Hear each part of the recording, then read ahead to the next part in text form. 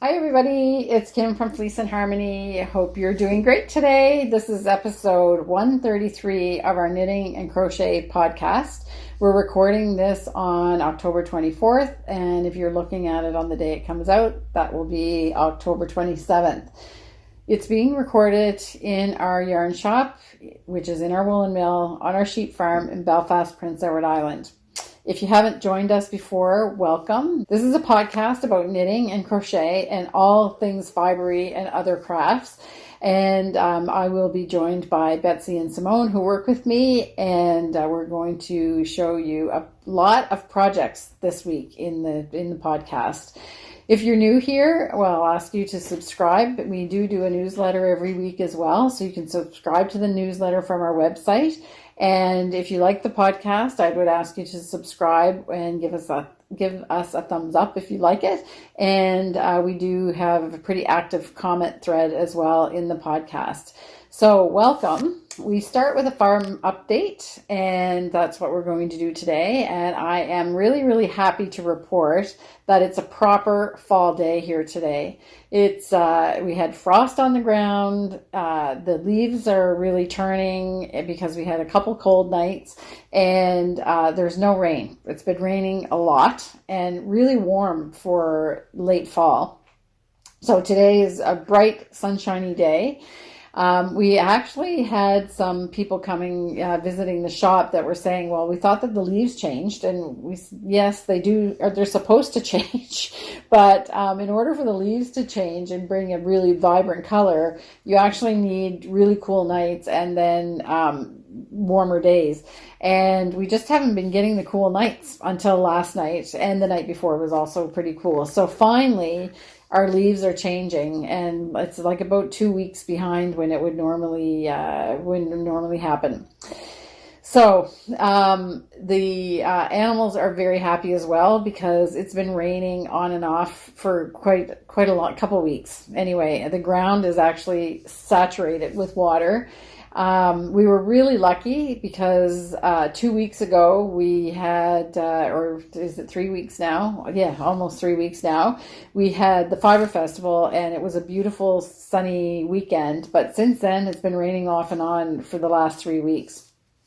So the sheep were in the barn. They weren't going out as much. And today everybody's out. The horses were all full of vim and vigor this morning. They were kicking up their heels and came galloping up for their breakfast. So we're really, really happy to have a beautiful, beautiful little stretch of fall weather coming up.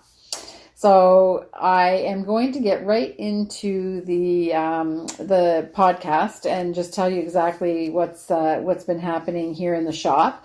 So we've been really, really busy catching up after the Fibre Festival, but I think we're just about there now. We're caught up and starting to caught up with all the things that we had to make. We did take some orders with the Fibre Festival and on the online store that we had to make the yarn for. So we're kind of caught up on those things, and all of the things that we owe to people are on their way out the door. So we're happy about that.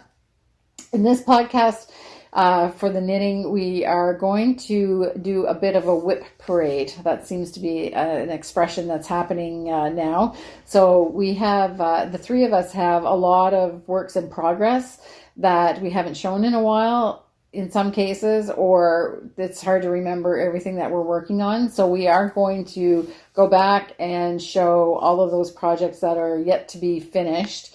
And I had enough that I can show some with Betsy and some with Simone. So unfortunately, I have quite a lot. It's going to be a little bit of a longer podcast, I think, because we have a lot to talk about. When the three of us sit together, we're also going to talk about a question that a customer and a viewer wrote to us about the use of synthetic fibers. So that will be in the segment when the three of us all sit together. I will do a little bit of a shop update because there are some things, we have some brand new things. Well, they're not brand new, but they are done in limited editions, and they're back again for Christmas. So it is quickly approaching the time where if you haven't started your Christmas knits yet, then you need to get going. So we do have two colors of yarn that we make just at Christmas time. One is called Holly and the other one is called Velvet Bow. So we have made batches of the Holly and the Velvet Bow in Selkirk worsted. So you can see how that pairs with natural. So those are available on the website. And we've also made them in sock yarn. So we have all of the colors I'm going to show you that we put together for Christmas. You have them available both in the Selkirk worsted and the sock yarn. So the first one is obviously the traditional colors of a nice deep red and a clear green. So Velvet Bow and Holly. But we've also decided to do a couple combinations that are a little bit different. So so we've done spruce and blueberry preserves. So you can see that. And that is the woodland. We're calling it the woodland combination. So you have the beautiful, beautiful spruce. Natural goes with that, obviously, as the white. And we have blueberry preserves, which is kind of a purpley burgundy red. So that's something that we're calling the woodland combination. Again, available on sock yarn and on worsted. And we have the Victorian combination, which is pine forest, natural, and vineyard. And you can see these two colors. So this is actually a warmer version of the blueberry preserves, and the spruce combination is a little bit cooler. And this is a warmer version that we're calling the Victorian version. So if you like that, that is just a way to kind of spice up your Christmas knits a little bit if you don't want to go with the traditional clear red and clear green of the Velvet Bow and the Holly. So I hope that gives you a little bit of inspiration to start knitting your Christmas knits if you haven't done that yet. We also have restocked some of the support spindles. So Simone and I are going to talk about the support spindles in her segment because she's doing some hand spun using one of the Fox Mountain support spindles. So we've sold out now of 2 orders of these and with the bowls. So a support spindle is used for hand spinning, and there's a little wooden bowl that comes with it, which I can't show you because we sold out of those as well. So we did restock this. So if you've been waiting to get a support spindle and a bowl, then we have those available now in the shop. I also wanted to show something that we haven't had for a while, and it's the Newell's blocking wires. So people that knit shawls and use blocking wires for other things as well, you know that it can be a little bit cumbersome to use the big stiff blocking wires, even though it actually makes your shawls and your knitting things, and when you have a lot of circumference, it makes it a really beautiful job to have them blocked on wires. So, but they are cumbersome. They don't fold up or bend or anything. But the Newell's company has made wires. I'm almost afraid to take them out because they're not because I'm afraid, but because they are wound in here. So I'm just going to show you what they look like. So they're made out of wire that doesn't have a memory. So you get the wires, and we've used them here in the shop.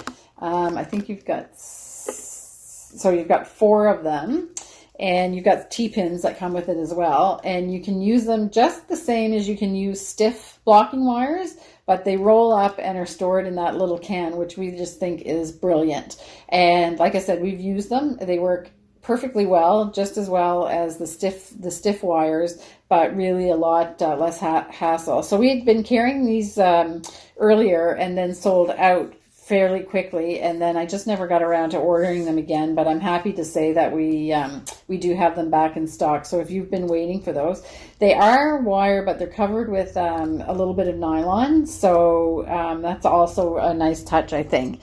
And then they just you just twist them up, and then they go back in the can, and when you get the ends inside the can as well, they just stay in there.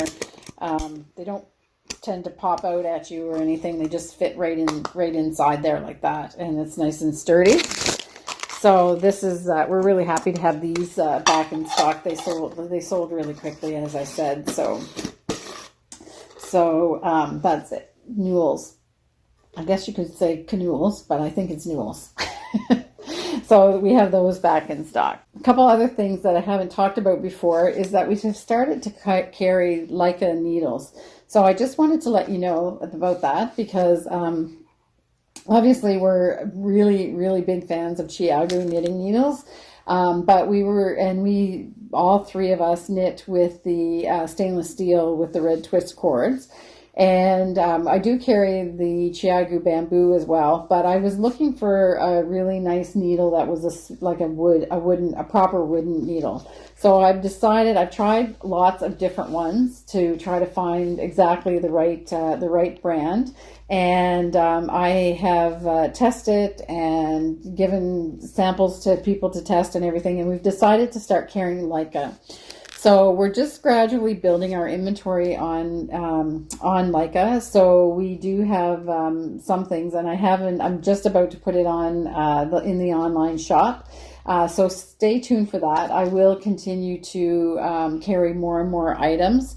But I hadn't mentioned it before. We've had them in the shop for a little while now. So I have the sets, and I've also started carrying kind of a similar selection is what I have with the Chiagu. So I'll be doing the short circular needles and the interchangeable tips with cords, and that's probably what I'll be carrying. But like I said, it'll take me a little bit of time to get all my inventory in, but I am listing them now online, and you can start to purchase those if you're interested in Leica needles.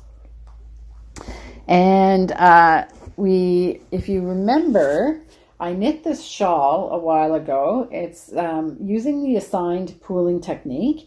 This is called the Floral Bouquet Striped Shawl by Mitsuku Studio. And this is a beautiful shawl made using the assigned pooling technique, where the white yarn or the natural yarn with the pink is actually especially dyed yarn to do assigned pooling. And we were selling those skeins individually, but for the Fibre Festival we actually made a kit. So we have a couple of those kits left that I'm going to pop up on the website in case you would like to buy it. So the kit contains 2 skeins of the slate, and you have the assigned pooling yarn here in the pink. And then you also have 1 skein of natural in Selkirk worsted to do the border, which is absolutely beautiful. It's almost one of my best things about the shawl. And this is just a lovely, lovely shawl. It's nice and generous, and with the Selkirk worsted, it has a really nice and squishy feeling. So the kit comes in a package like this. It's $135. You have to buy the pattern separately, but we've also included you can get it from Ravelry, but we've also included a QR code on the label where you can just download that pattern. It's not a free pattern, but the money will go directly to the designer. So we have these available in the shop as well. And I think that's about it for a shop update. So we're going to hop right on over to the discussion that Simone and I have. Simone has a ton of projects to show, and she's actually started a new craft as well. So you'll hear all about that. Hi, Simone. Hi, Kim. How are you? Good, and you? You're back. I am. Yeah, feeling great. Yep. I'm good.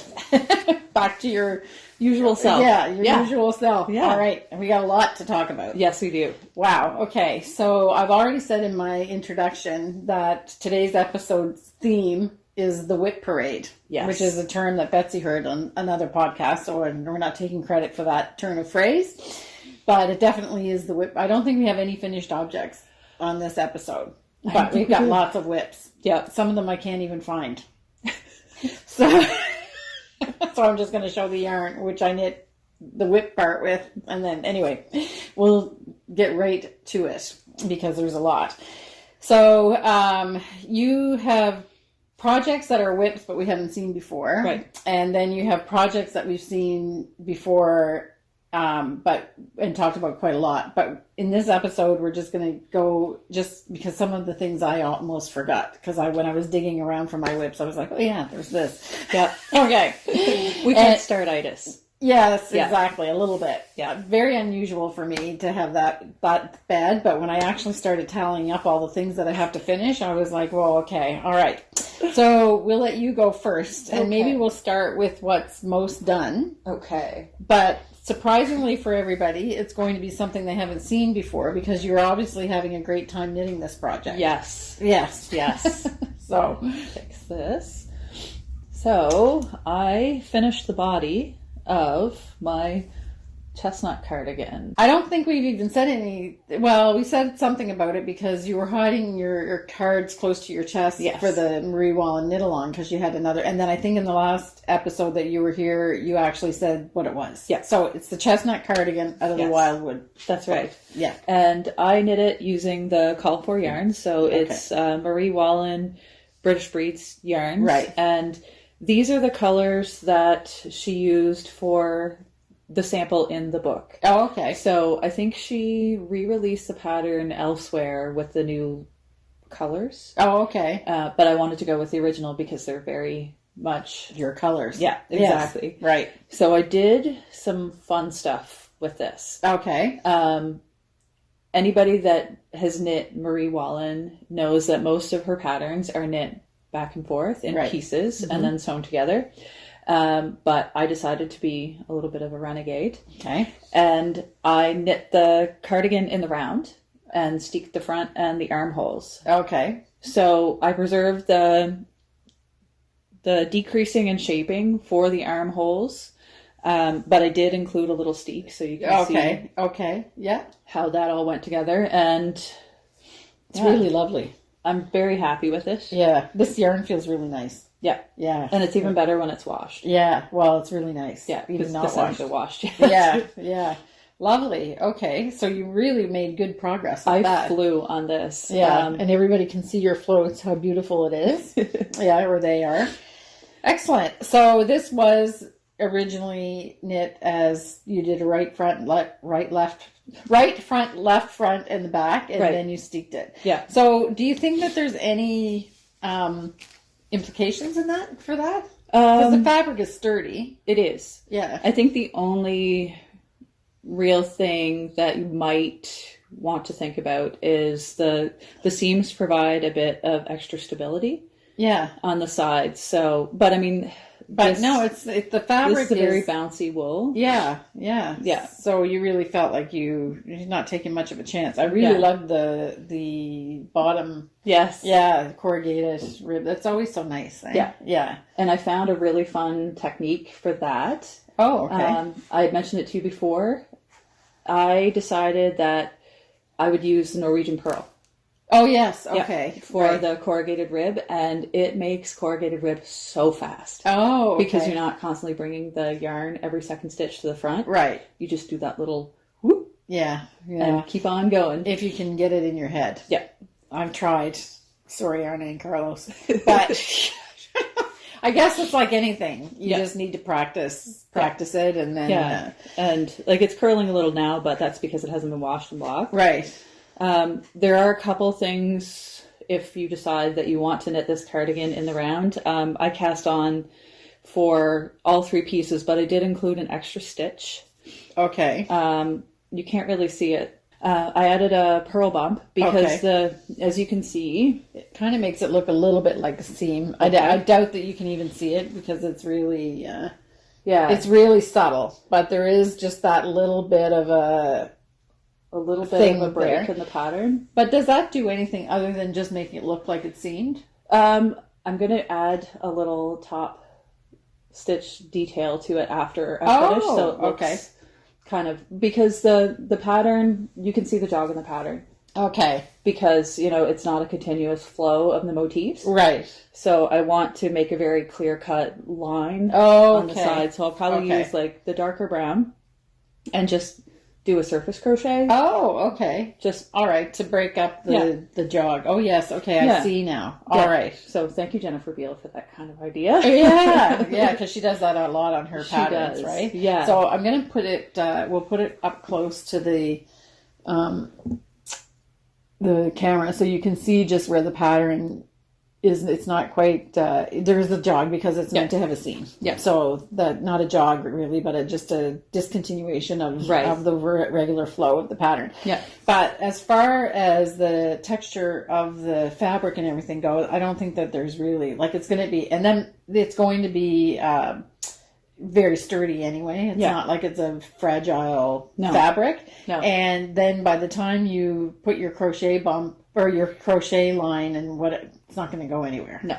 Yeah. Okay. And it's just kind of an aesthetic thing anyway. So right. And it took you probably 3/4 of the time, 75% of the time it would take you to knit because you're just going in the round. Yeah. It just flies. And it's easy. It's easier to follow. You probably can memorize the charts. I find her patterns, you can memorize the line you're on pretty quickly. Yeah. But it just makes it. It's easier. Yeah. There's no denying, even though I don't mind knitting in pieces, but it just is easier in color work. Yeah, it is. And I'm not afraid of purling in color work, but for memorization, I just decided to go in the round, and I'm not afraid of steeks. Just faster. I'm not afraid of steeks. Yeah. And as long as it doesn't have an implication on the structure, which if it was cotton or a finer fabric, that might be a case. But in this case, it doesn't. Yeah, it's a good woolly wool. So yeah. Excellent. It's beautiful. I'm very So you just whip that up. Okay. And then maybe what I'll do is I'll show a whip after you show a whip. Okay. But my whips you've all seen a lot of times. So because we talked about my Treit from Kate Davies multiple times while we were together, then I will bring that one out. So nothing has changed since the last time I showed it. And it's sitting in my bag close to where I knit. And every time I feel bored with what I'm knitting now, not that I'm bored with it, but I just want to, it's so nice to knit that I'm tempted, but I'm resisting the impulse to just grab this and knit like plain stockinette in the round all the way up with this beautiful combination of point prim sock yarn and kid silk haze. Yeah. So it's going to go fast once this is the whip of choice. Yes. When I start, because I am now trying to be faithful to one whip. Yeah.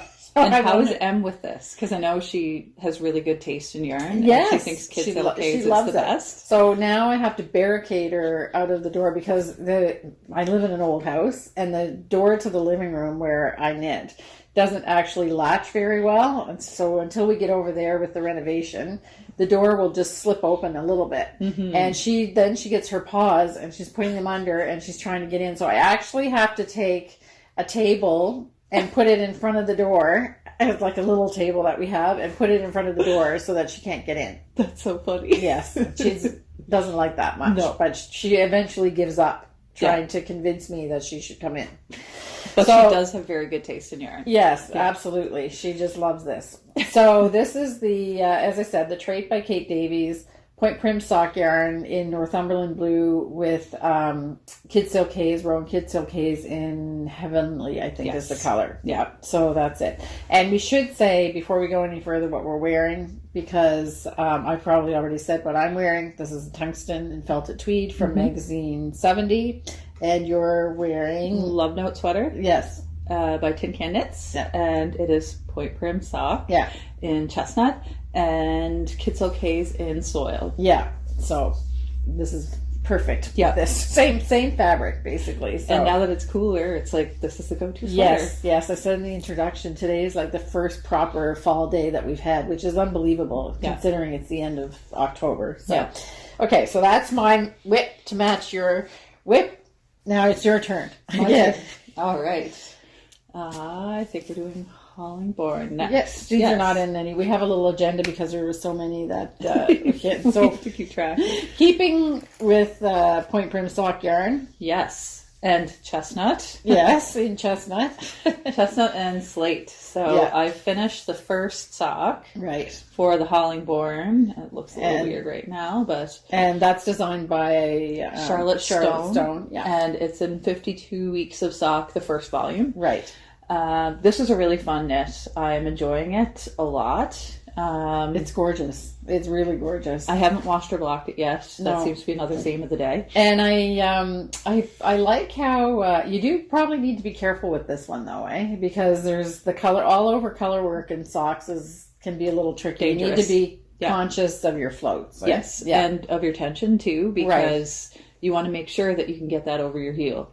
Yes, so you did something. I forget what you said you did. Did you knit a little bit looser or yes, I went up to, I usually knit my socks on 2.25 millimeters, but I went up to 2.5 for this, and it fits perfect. Oh, okay. Yeah, great. I've already tried it on and I'm very happy with it. Yeah, it's gorgeous. And I don't know why it's yarn that we make here, but it does have just it has a little bit more halo than I expect, and it's really cushy. Yeah. So it's, even before I started working here, it was my go-to sock yarn because I love this sock yarn. I don't get blisters whenever I wear hand-knit socks with point prim sock. Yeah. And almost all other socks. I answered, this is a good point to talk about because I answered there was a thread on Instagram and I forget who had started the thread, but they were debating if you really can get durability without using nylon and sock yarn. And we're going to have a big discussion about synthetic fibers and yarns when the three of us sit together in this episode. But I told them about my test that I did with so we use 20% mohair that we buy from a farm in Ontario in our point prim sock yarn. We use mohair also in the lace weight so we can get it fine enough because the rest of the wool that we use is from farms from PEI. So that's all we spin in the back for the most part. There are a few exceptions when we do special things, but that's what we do. So that means that the sock yarn does not have any nylon in it. And the sock yarn is made to, we do put a higher twist in it and we blend it with the mohair. And I wore a pair of socks literally for a year before I got to the point where I could see through the fiber, so I had to darn them. So I've told this story before. Yeah. So it started a whole other thing on this thread. I don't know if people believed me or not, but it's true. Yep. And you weren't working with us then, but no. Janet, who works with us as well, she had knit the socks for me, and I said that I was just going to wear them and just see how long our sock yarn lasted. Yeah. And she kept saying, "Are you still wearing those socks?" It was literally, I know the day that she gave them to me, and I did not have them off my feet when I was wearing socks, except for the days that they were washed, which wasn't that many. I don't have a problem with smelly feet, and I have really good fit. I wear good fitting shoes. Yeah. So those are the two things that I can say. So I wore them virtually every day, and it was 1 year and 4 days. That's amazing. Before they had to be darned. So that may not be your result. Yeah. But if you knit it tight enough and on a small needle, and you have good fitting shoes, then they can I don't know, how long does a pair of hand socks last for you? Not as long, because I generally don't wear really well fitting shoes. And you're also running 10K every day. Okay. But I did find that a lot of times now, what I've started to do, because I did an experiment with this as well. Okay. I double-stranded Kitzel K's in the toe and the heel. Yes. And so it works really well. Yes. So I didn't do, or Janet didn't do that in this pair of socks that I knit, but I have suggested that to people that have, and people wear their socks out in different places. It just depends on the way your foot is and how you walk and whatever. So that is a really good trick. Yeah. And it is a little cushier whenever you first knit it, but that kind of compacts with wear. Right. So don't worry so much about it. If you try it and you're like, oh, that heel feels really thick. Yeah. It's going to flatten out in no time. And it felts a little bit. It does. So I think that helps as well. Yeah. Yeah. And Kid Silk Haze doesn't have any synthetic fiber. It's really just silk and kid mohair. So that's if you want to keep with the natural thing. So yeah, they're gorgeous. I can't stop petting them. So I started the second one too. Yeah. Oh, and then you did a different cuff. Yes. I did it in opposite. So I'm going to do like summer and winter. Oh, okay. So I just reversed the colors. Okay. Is that because of the yarn? That you're not using the yarn evenly between the two things? Or No, I was just being weird. Yeah? Okay, that's good. Not weird. It's quirky. A lot of people wear mismatched socks now. Yes. It's a thing now. Actually, it was Willow that gave me the idea. Oh. She's like, you should do the other one in opposite colors. I'm like, okay. Yeah, sure. Why not? Good. Okay, great. All right, that's beautiful. They're very squishy. Yes. Okay, so now it's my turn. Your turn. Okay, so the next thing I'm going to show that it's been so long since I worked on it that I couldn't even find the one part that I finished of it, but it was something that we talked about together, and it's the midwinter blanket. Yes. So I'm going to put up a picture of it because I don't know where my square. I have one square done. I don't know where my square is, and I'm knitting that in. Felted tweed in Seafarer and Fjord. And you're working on that project one square at a time as well. Yeah. It's just a project that is easy to pick up and just do a little bit. But since I vowed that I wasn't going to pick up anything else until I finished my Happy to See You cowl, then I can't even pick that up. And now I can't find the square. Oh, no. It's somewhere. I had blocked it and showed it on the episode, so it's in somewhere in my stuff. So I was bad and forgot mine. Yes. Yeah. And the but since now the make along is over, it would have finished on October 17th, I think. All the patterns are available for all the squares, and a really good friend of the store actually is knitting hers she's decided which order she's doing the blocks, and she's knitting all the blocks as rows, like all at once. Oh, that's neat. Yeah. That's really And neat. I can't remember if I'll have to go back, and she sent me an email with a picture, but I think might even be doing them in the round. Yeah, that would make sense. Yeah, so then she's just got a strip, and then she just is cutting it like that. So it's very smart. That is. So I'm saying now that the smart thing to do was to wait. Yeah. And that first block can be your swatch. It is my swatch. Too, yeah. So although I did do a couple other things I tried a couple different things because I was trying to figure out how to do it two-sided. That didn't work. But this in the round thing is the ticket, I think. I think so. Then she says it went super fast, and then you could just do it again and put them together. Yeah. If you really want it two-sided, and then change maybe the motif, like what you did with your socks. Yeah. Anyway, so that's still on the docket. So the midwinter blanket. Okay, your turn. Let's go with this one next. No, we'll do this one first. Okay. Yeah. Because that one we have a little bit to talk about. Yeah. I started some mittens. They're so lovely. And it's funny because it's really... They're called the, what is it? These are the Coastal Drift mittens by Manon Drolet. Yeah. And I really, really love these a lot. Yeah. They're so fast. Yeah. She made this pattern for the PEI Fiber Festival. Yeah. Right. And I saw them and I thought, I need to knit some of those. Yes. So these are knit in Diva's Desire in the Curly Dock colorway. Yeah. And Kid Silk Haze in caramel. Yeah. So I'm just holding them double, and it makes a really lightweight but very squishy. Can I put my hand in it? Yes. Okay. So this is a slip stitch. Yeah, it's a really neat little effect. Yeah. And the ribbing is Twisted rib. Twisted rib. Oh, yes. Yeah. So nice. Oh, you did the left one first. Yeah. Oh, they're lovely. They're really nice. Yeah.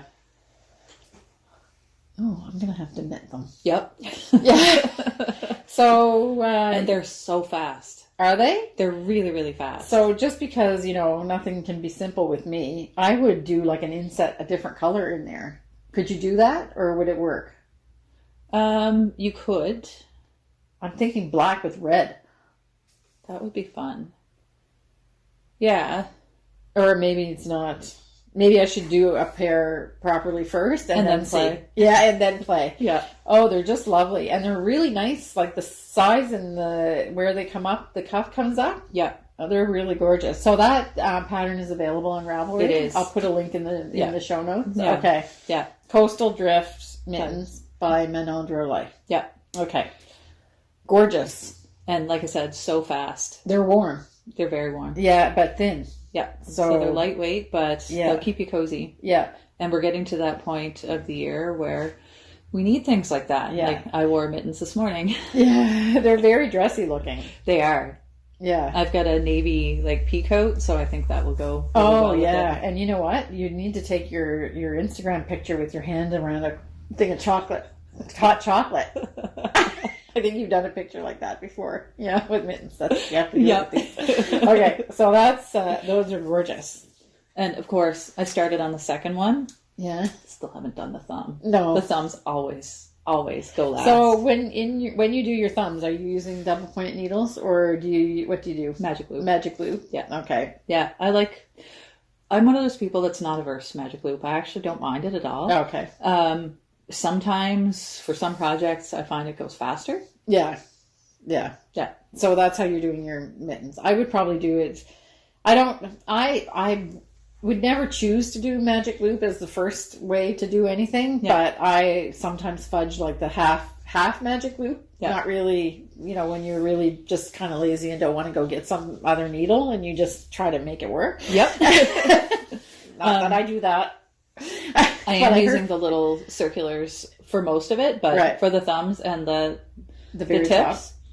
Yeah, magic loop. Yeah, so then you actually need to change to a longer needle. Yeah, to do it. And I might just grab my double points. I don't know. They're all in my bag anyway. I can't find my 4mm double points anywhere. My house ate them. Oh, is this knit in 4mm? Oh, so great. No wonder they go fast. Really fast. Great. Yeah.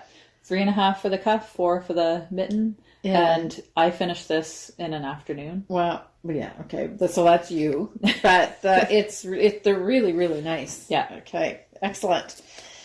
Good job, Manon. Yes. Yeah. Okay.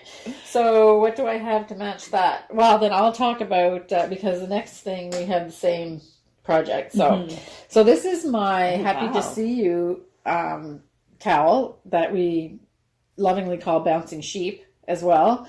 But now it's just bouncing blobs. But I'm really, really happy with the way it looks in. So the original was knit in felted tweed, and we sold out a succulent. Yep. So that's on its way. I reordered it. So if you want to do the original colorway that Simone did, it's on its way. And this is the fine tweed haze, which is the new yarn that, so the new yarn that Rowan came out with. So I've done the motif. I'm just finishing the rib, and then I'll do the duplicate stitch to make the faces and the legs. But it's really nice. I really love the feel of this. Yeah, it's very soft. And squishy too. Yeah, so the fine tweed haze is actually made with alpaca. So and the tweedy effect, I was worried that it was going to take away from the motif, but it doesn't. You can really still see the fine detail in the fence and everything. And I like the fact that it looks like little tiny wildflowers in the field. Yeah. That was what I wanted the effect to be, but did it work? I think so. A little bit. Yeah. Okay. So, so that I was working on it last night, and I could have finished it, but, or the knitting at least, but my wrists were getting sore, so I don't want to push it because then there'll be no knitting for a while. So anyway, it's a fun knit. And I really like this fabric. So this is in lawn, so fine tweed haze in Nero, which is the black, lawn, which is the green, and the white is mist. I think it is. It's in the show notes, so you can take a look at that. Yeah. So I was hoping to have at least one or two of the faces done in the duplicate stitch, but just couldn't do it. So that's it. I love it. Yeah, it's nice. It's going to be really squishy, but I think it's bigger. I think my tension actually loosened up as I went, although I feel like I'm knitting kind of tight. But I didn't care about how big it was going to be because it's just going to go around your neck. And it'll be extra cushy. Yeah. So we had the discussion, I did do a swatch when we talked about it, but do my sheep look fatter or do they just look like the regular size? I think they look pretty well regular size. Okay. Yeah. And I won't lie, I actually did make a couple, for some reason, or somehow I got off on the sheep, but because there's duplicate stitch in it anyway, I'm just I wasn't taking anything out. Yep. Because you really don't need to. You could just fix that. Anyway. Yeah, exactly. If I don't know how I got off track, and then I think the one thing I'll say about knitting with this yarn, it's not hard to knit with. It is hard to read once it's knit because of the fuzz really disguises the stitch definition is not there because that's the whole look of it. But it's also a little bit tricky because some of the longer tufts that come out of it wrap around your needle and it almost looks like a stitch. Okay. Or the opposite, the stitches can be pretty fine because the actual thread that's in the middle of this is really fine. So if you come to a really fine space, it's a little bit easy to miss a stitch. So somehow my stitch count got off. So I either dropped a stitch or something happened. I don't know. Yeah. I knit two together maybe or something. Yeah. I looked everywhere to find a drop stitch, but you're not finding a drop stitch on that. No. And I don't think it's going to ladder down or anything, but yeah. Okay. Yeah, because it seems like the type of fabric that like once it's knit, it stays in place very well. Oh yeah. So it might be a good steekable. Yeah, sure. Fabric too. Yeah, great. Just for future so reference. that's it. The Happy to See Ewe Cowl, designed by Simone on Ravelry, and the motif came from Painted Warrior Graphic Design, which is my young niece. Her first graphic design project that she got paid for. So, so there you go. Okay, just a little interlude there. I had a customer. We take a chance in the morning sometimes to record in the morning while the shop is actually open. And this time of year, you can usually get away with it, but sometimes you don't. But that's okay, because we love customers. So.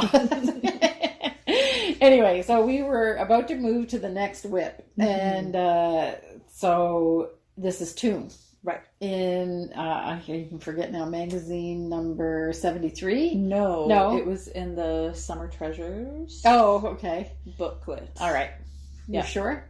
No. I'll have to put a title down here. Yeah. I think it is Summer Treasures, but don't quote me on it. So Simone and I both started this at around the same time. Yeah.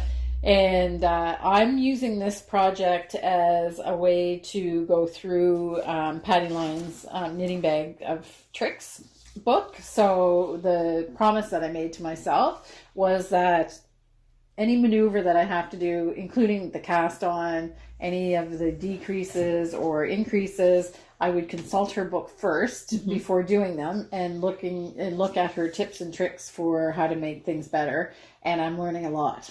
I need to get that book. Yeah.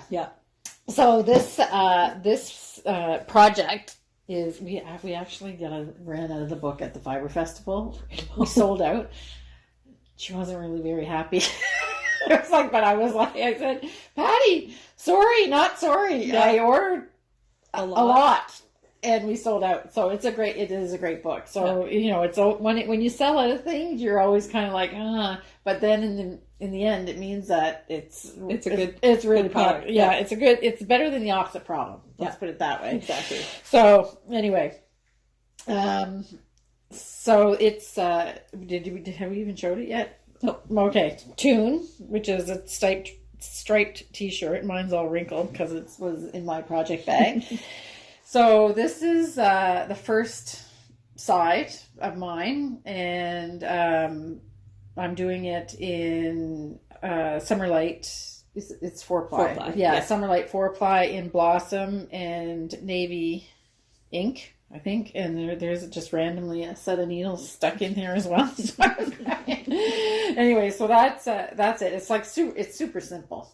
Yeah, which is what I wanted, and to be able to use that book. The problem is now it's been so long since I knit on it, I forgot all the tips and tricks that I learned. So you just have to go back through the book again. Yeah, exactly, which is a pleasure. Yeah. So that's mine, but you've made some progress. I made serious progress on it because the last time I think I showed it, I was just up to here on the back. Right. And now I have 2 pieces. Right. And it's seamed together.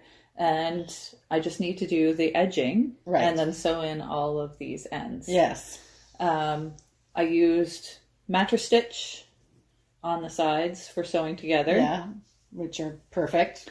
And I'm pretty happy Pretty with invisible. how it turned out. Yeah.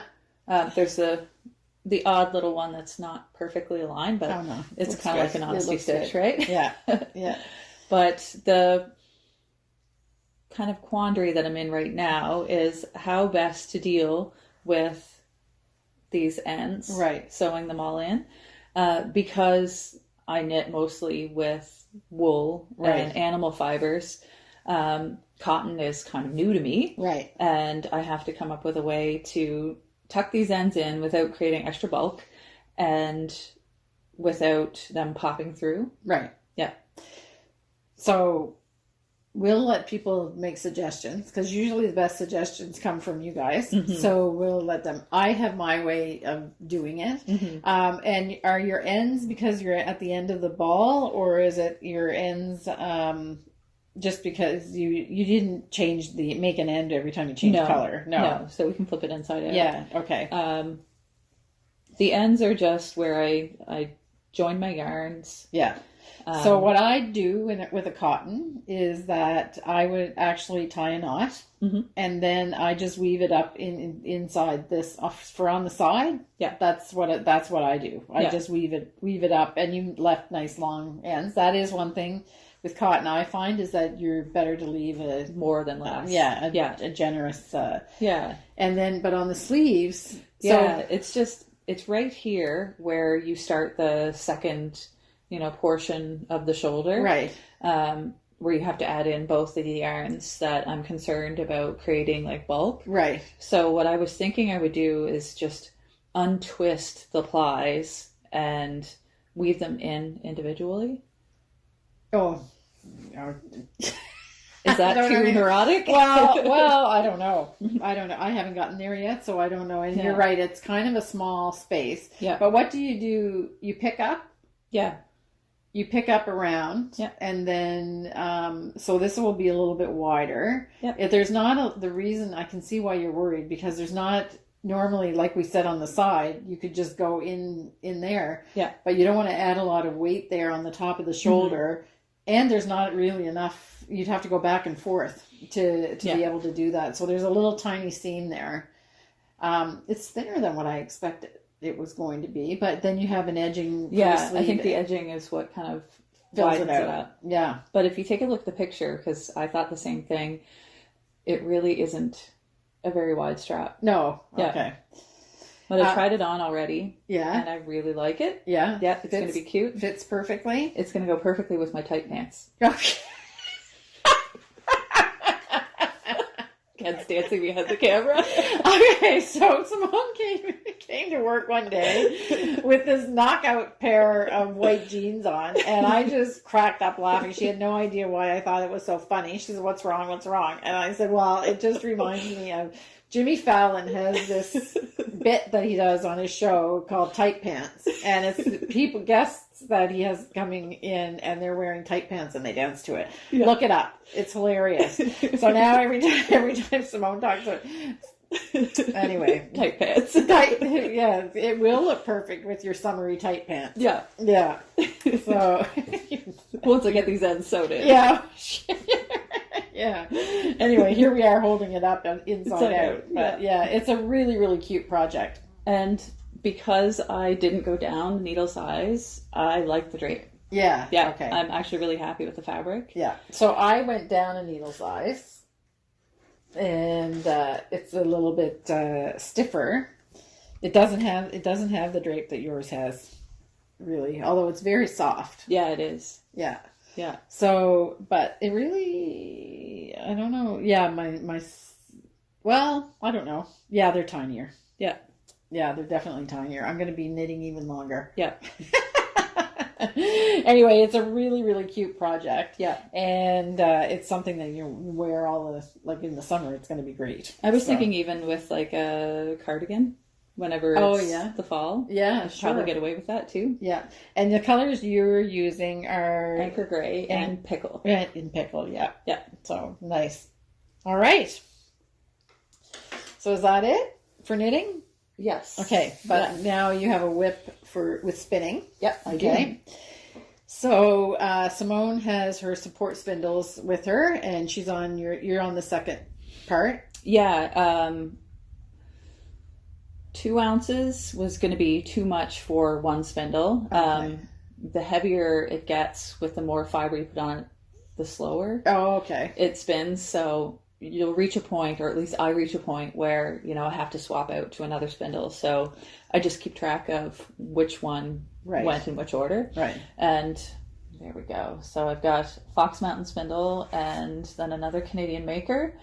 And I'm just powering through my merino and tencel. Okay. Yeah. So it's beautiful. The colors are just lovely, but I think you have a really nice picture that shows up a bit better. So you sent it to me already, I think, before, right? Maybe. Okay. So we'll send it. Yeah. I just want to talk a little bit about these support spindles because everything that Scott makes from Fox Mountain spindles is just, the workmanship is like 110%. It's they're really, really beautiful. But I didn't know like what would happen. Like we had drop spindles, and then we got these. We sold out of the first batch that he made for me in 5 minutes. And because you use a little bowl, a lap bowl or a table bowl, so you can do it on the table, or you can put the lap bowl in between your legs and you do it on your lap. I would show you one, but we don't have any. So we powered through the first batch we got. Then we got the second batch, and we sold out of those right away. So now he's sending me on a rush order. They should be here in a couple days because we sold some in the shop, and then we forgot to change the inventory online. So now a customer is waiting for some, but they're selling like crazy. Yeah.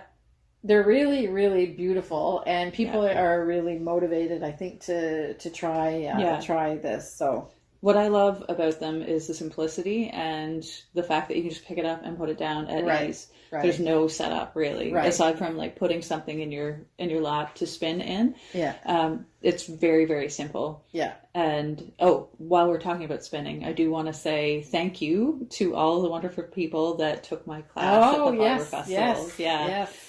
It was my first time teaching. Yeah. And I was a big bundle of nerves, but they were wonderful. They were really, really great. Good. Yeah. So Simone taught class and drop spindling at the Fibre Festival, and you made your own spindle. Yeah. So how did that go?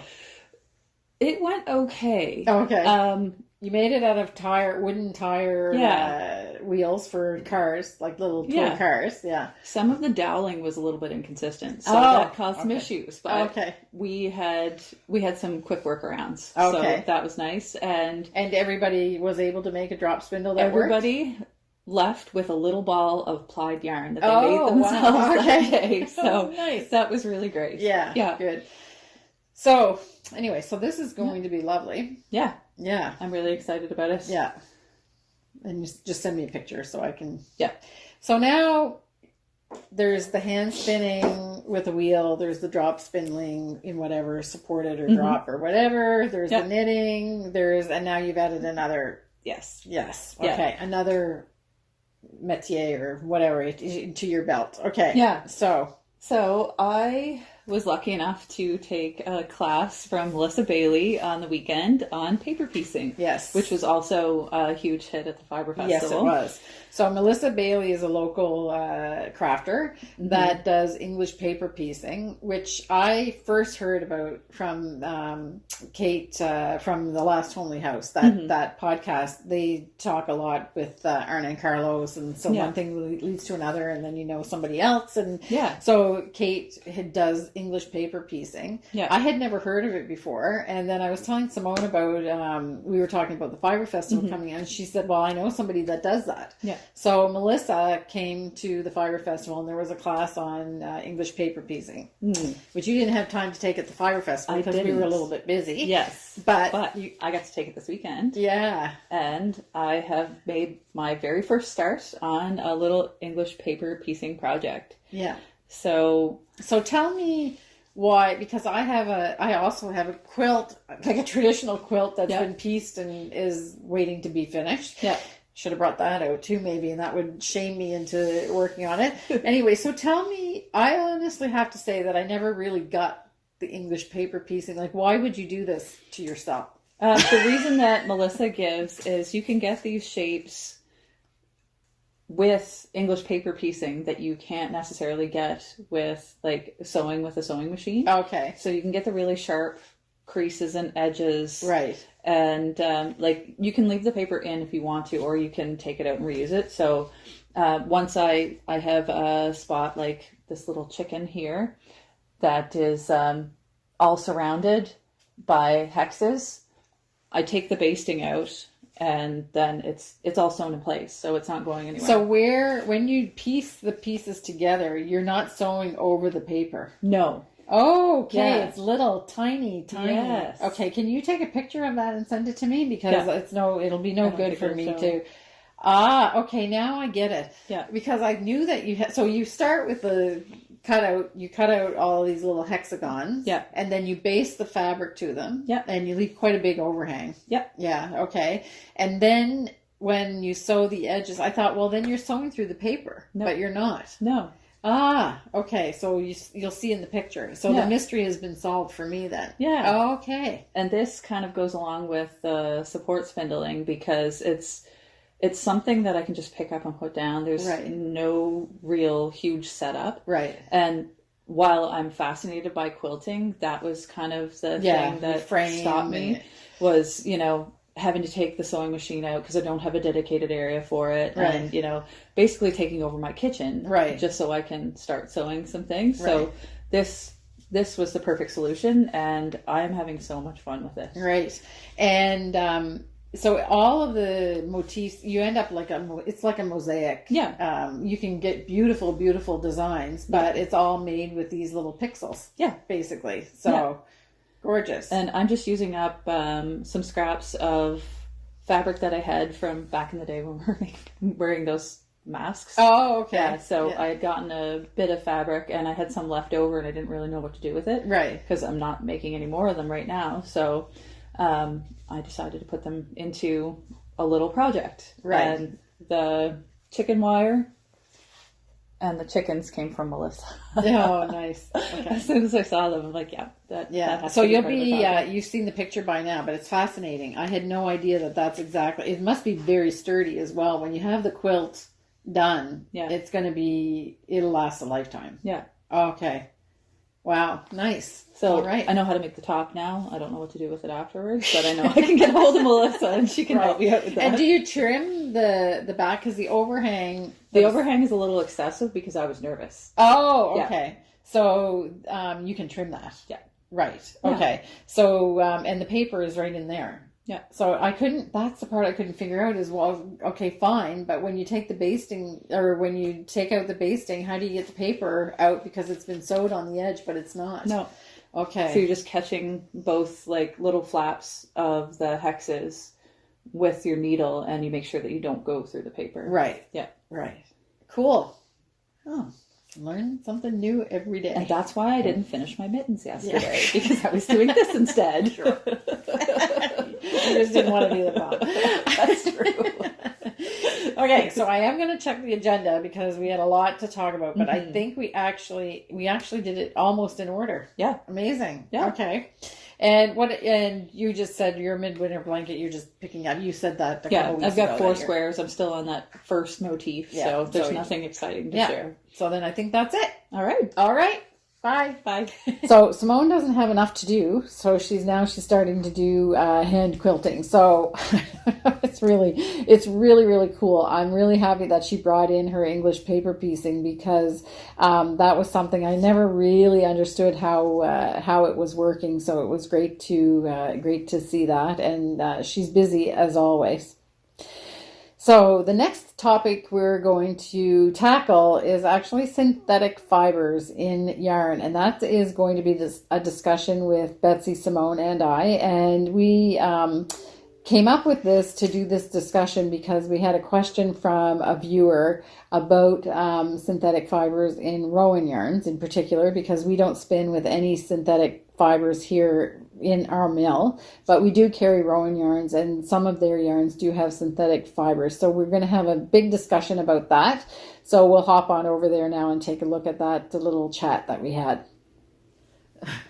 Hi Betsy and Simone. Hi. So we're always laughing when we start because we've always said something stupid before we start, but we have to tell you what we were just talking about, because there was a fly, beep fly flying around here. It's 3 degrees outside. I don't know why the fly is flying around. We still have flies, and we were laughing because of sky raisins. So my cat actually catches them and eats them, and I've heard the term sky raisin. I think that's kind of well known right now. Yeah. So Betsy said, we were saying, oh, sky raisins, and then Betsy said, well, I said sky jalapenos. Yeah. Or, I don't know, flying jalapenos. Bees or jalapenos. Bees. Yeah. Sky jalapenos. So when your dog is snapping at those, my dog does. I tell him, oh, you don't want to catch those. But I didn't take credit. I heard it somewhere else. Yeah. The spicy ones.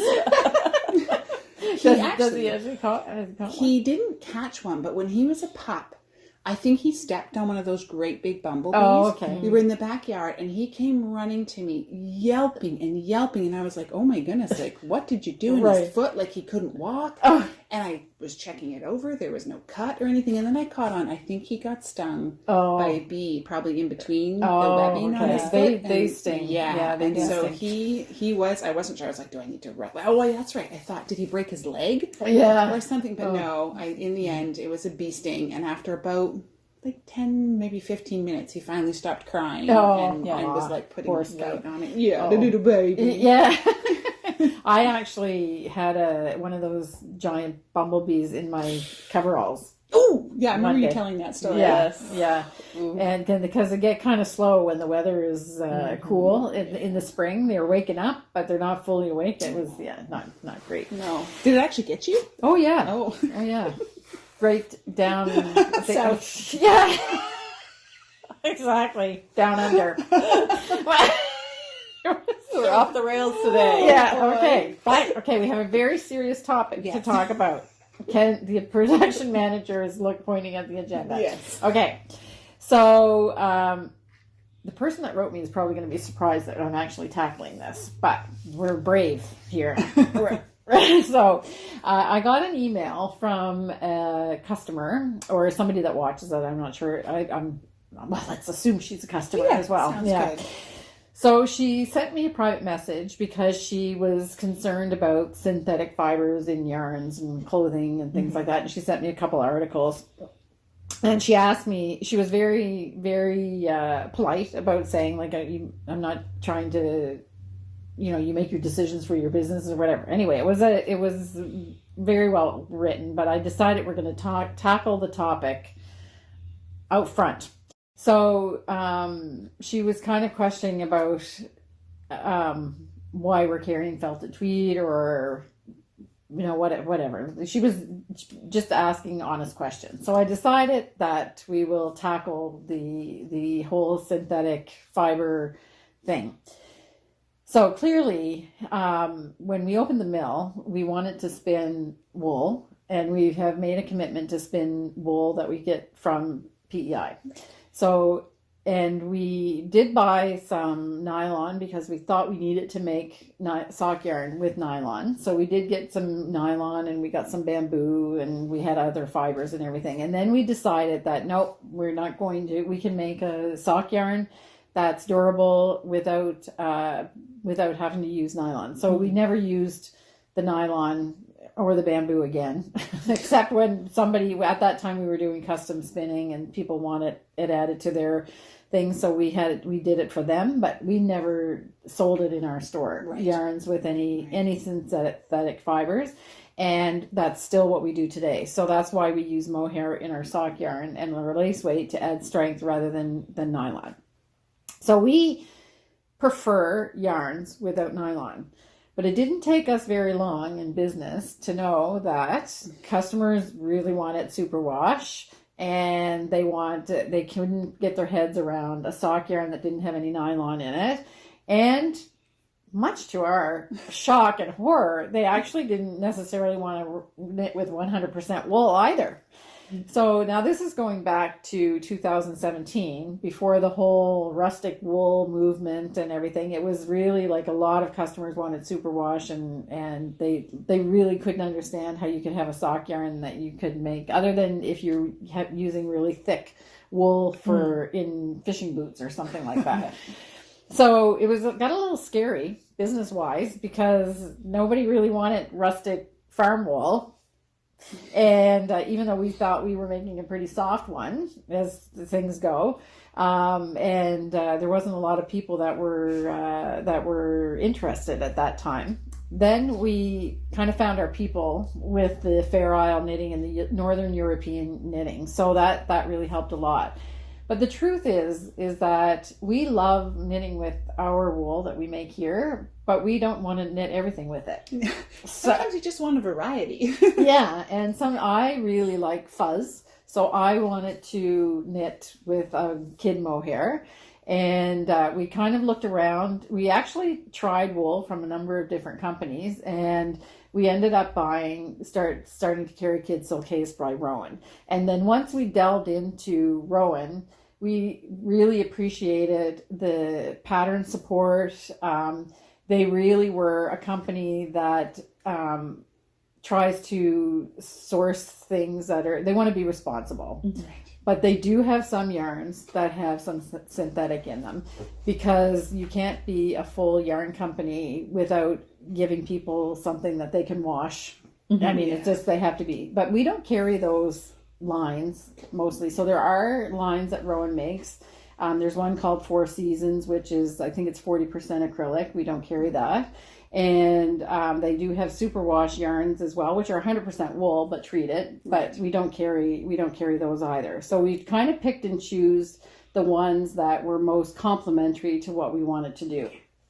So as it turns out, felted tweed though does have viscose in it. Yes, I think, right? Viscose. Yeah. So after I got that note, I went around, because I was in my head, I was like, I know that we always picked ones that were the lowest percentage possible of synthetic fibers. So I went around and looked. I looked at every ball of yarn that we have in here, every line. And we have the content, the fiber content, on our website, on the description of the thing. And the truth is that felted tweed is one of the highest ones, which is 25%. We don't have anything in the store that's more than 25%. Felted tweed is one, and the new sock yarn is also 25% polyamide. So those two yarns are the ones that have the most, and it's 25%. Mm-hmm. Almost all of the other yarns do either have no synthetic fibers, or they have a very small percentage. So yarns like Kid Silkace that doesn't have any synthetic fibers. What is it exactly? It's silk and mohair. Silk and mohair. Okay. So that's it. All right. So there's nothing in that. Yarns that actually this is a fun one. Yeah, that actually surprised me, because I thought, well, this must have it because it's a very soft and thin yarn, is the Alpaca Classic the filament that holds the alpaca together is actually cotton. So it also does not have, doesn't have any synthetic fiber in it. And cotton definitely gives some strength, because I have worked with 100% cotton and tried to snap that with my hands. Yeah. And you definitely get the finger burn. Yeah, right.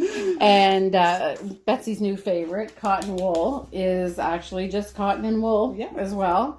Cotton cashmere does not have any synthetic fiber in it. And so we talked about the sock yarn. And the other one, which is popular, that has some polyamide, but even then it's 5%. Oh, wow. So this is the brushed fleece. Okay. So I feel comfortable with that.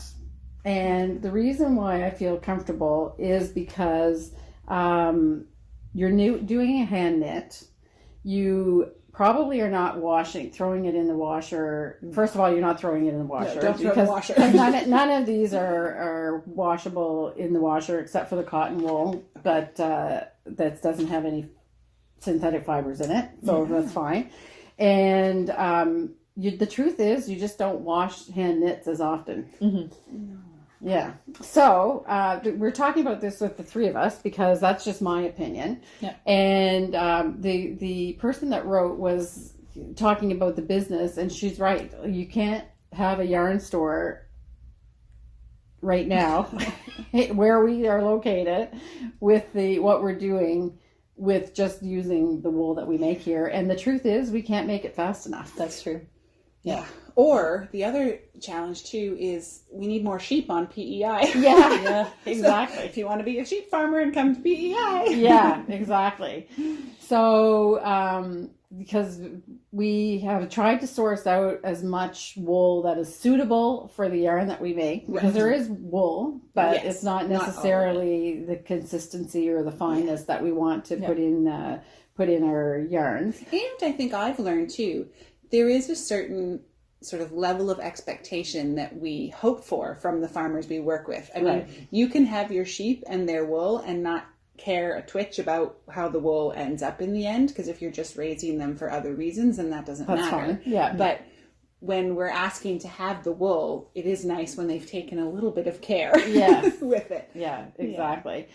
So that's my feelings on that. And what about you, Simone? You're pretty environmentally conscious and I'm kind of the same as you, where you're making a hand-knit garment, so this is something that's going to take time to create, and you're going to hopefully treasure your finished item, take good care of it, so you're not going to be degrading the environment with a ton of microplastics by knitting a felted tweed sweater and using it for many, many, many years, and enjoying it, and we don't want to give the impression that we're diminishing the impact on the environment. We know that it is a thing, a thing, but I think we kind of are trying to make decisions that make sense for all of the things we have to satisfy with a business.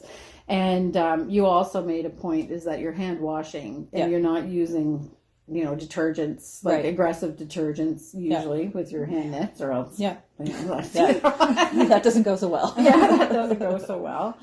And I don't know, did you actually I do have a couple of thoughts. So first of all, you just even made this more attractive to me, because I did not know this was machine washable. Oh, okay. And I have my youngest daughter really does like the knits I make, but I can't even convince her to stop fully drying her clothes in the dryer. Okay. She's just not at a stage where she wants to have any care whatsoever about her laundry and how she does it.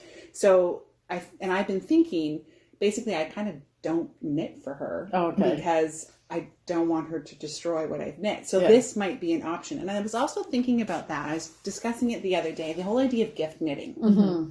And I realized it's not so much that I have this dragon sickness, so to speak, that I want to keep everything I have, nor is it that I don't, maybe it is a little bit, that I don't trust people with a handcrafted garment, but it's more so I don't want to burden them with a garment that they don't know what to do with, right? Like if you have had no experience with 100% wool, you don't even really have real interest or the same love and passion for it. Yeah. I don't want to give you something that I'm now asking you to, go out of your way. Yeah, if you've never hand washed anything in your life and you're not hand washing anything, and then I give you this garment. What's to use. Yeah. So that's where I kind of struggled with it, was the whole idea of gift knitting, because it's also, for me, making something for someone and giving it to them, that is a real huge part of who I am. And that for me is a really big, like, I love you. Yeah. So that's where I was struggling with the 100% wool idea. Yeah. And there's, and you know, sometimes we've been accused of being yarn snobs, but it's not that. It's just a choice. Yeah. It's just a choice. And I, you know, to your point, and, you know, Rowan has come up with I think it's actually a relaunch of a yarn that they used to have.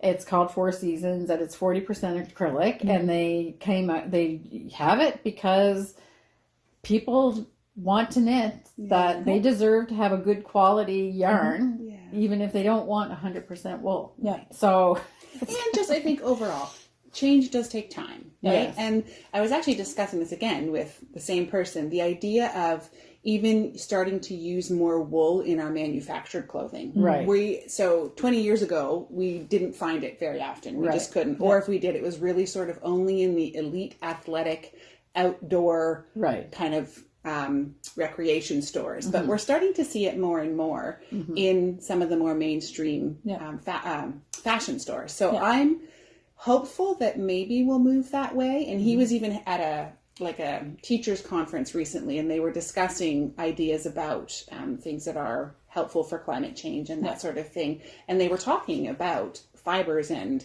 plant fibers and different types of fabrics that they could be creating rather than just straight up polyester. Right. Anyway, it takes time, but I think we're trying to move in that direction. And the fast fashion factors into this as well. Yes. And I don't want to say we're the antithesis of fast fashion, because it does happen in knitwear too. But generally, whenever people are coming into the store, they're being a lot more intentional about the clothing that they're creating. And they're taking better care of their clothes so that they do last for many years. And I know even with myself, I try to pick things that I know I'm going to get a lot of use out of, because and I don't aren't want going that to be hanging dictated. around. By the idea that, oh, this is not the style for next month. Exactly. Well, if it takes you, a couple months to knit something, it better be still in style. Yeah. So classic pieces made in a good, nice fabric that is durable and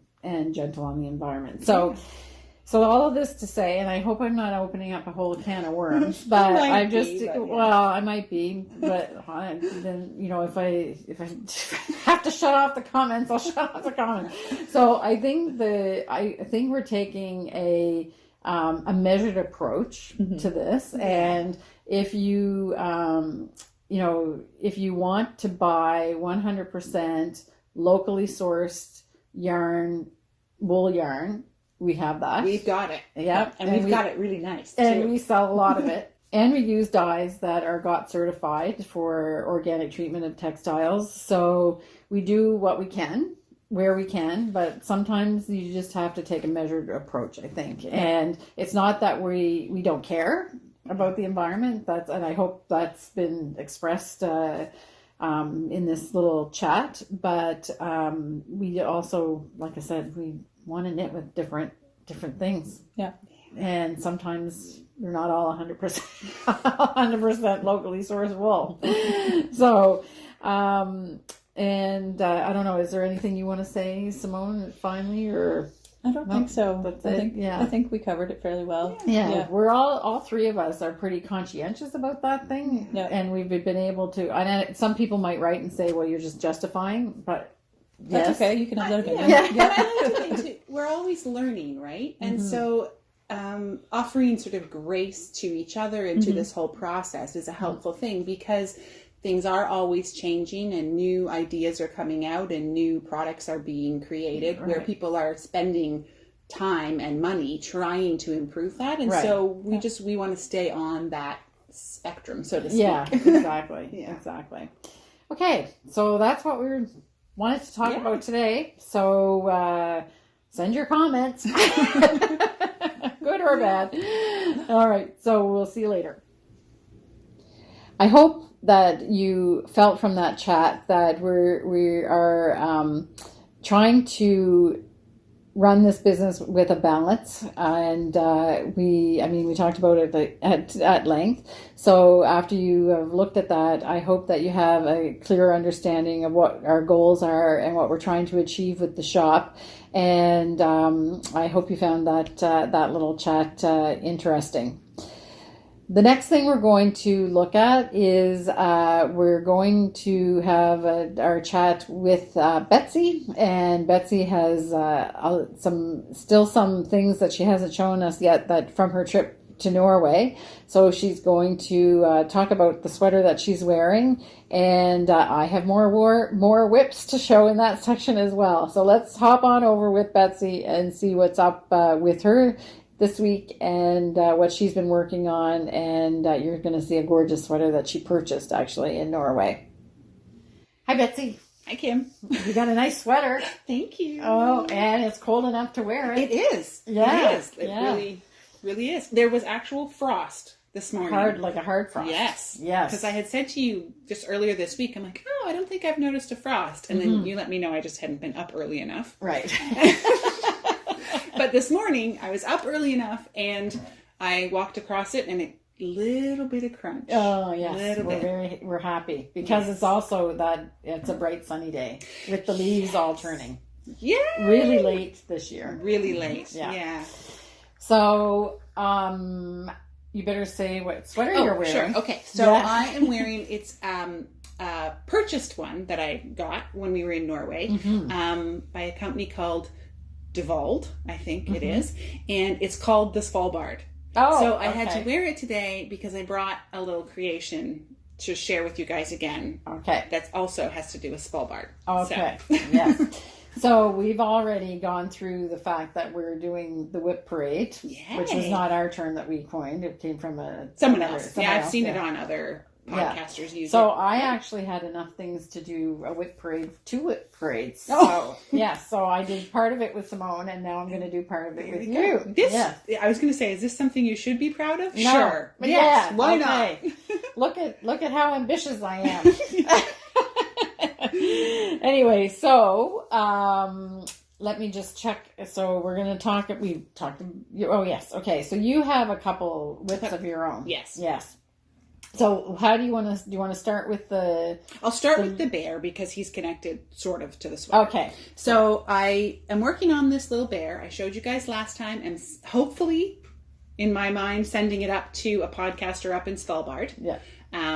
A little polar bear. They have polar bears there, so I thought, why not? She goes like Arctic swimming, which I have this whole like admiration / like repulsed kind of attitude towards. Oh, okay. So it's actually called cold dipping, I think. I don't. It's a whole thing apparently. Okay. There was a woman in the store the other day that did it. Yes. I mean, we could do it around here, Kim. We really could. The ocean is going to get cold enough. No, she does it here. Yeah. So she said anywhere between 1 and 9 degrees Celsius.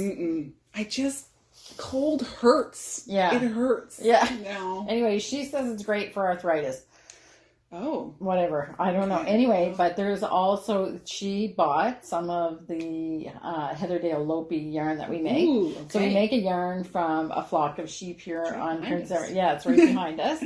And there's actually a flock of Icelandic sheep here, and we spin their wool and we make Heatherdale Lopi. And she was buying that, and she said, "Oh, it's my post cold dipping for my post cold dipping hat and mittens." Okay. And I said, "What's cold dipping?" She goes, "Well, we swim in the ocean." That's what she does, and she told me that's a whole thing. Oh. Even around here, they were from Nova Scotia. Wow, good for them. I think it was Nova Scotia. Anyway, I admire it, but I also. But I don't know. Perfect. But they get their hats. So exactly. Yeah. Little hats go with it and little boots.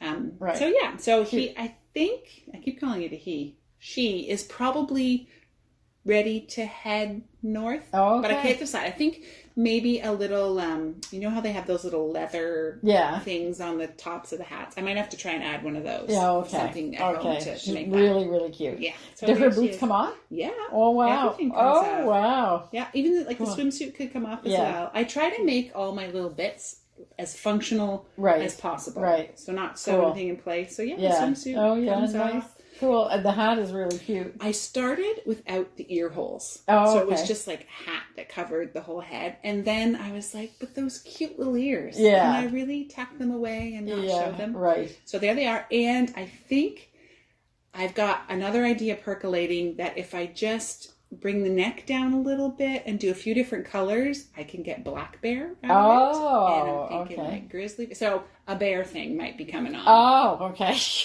You're in some kind of a groove. Maybe. Yeah. So anyway, that one is probably the last time you folks will see her. Yeah. So my mother will be very interested when she's listening to this. Oh. Because there's a bear around our cottage. Does she have? Oh. Yeah. Black bear, so, probably? Well, a black bear, yes. Yeah. It's in Nova Scotia. So, but he left a little gift right on the path where she walks with the dog.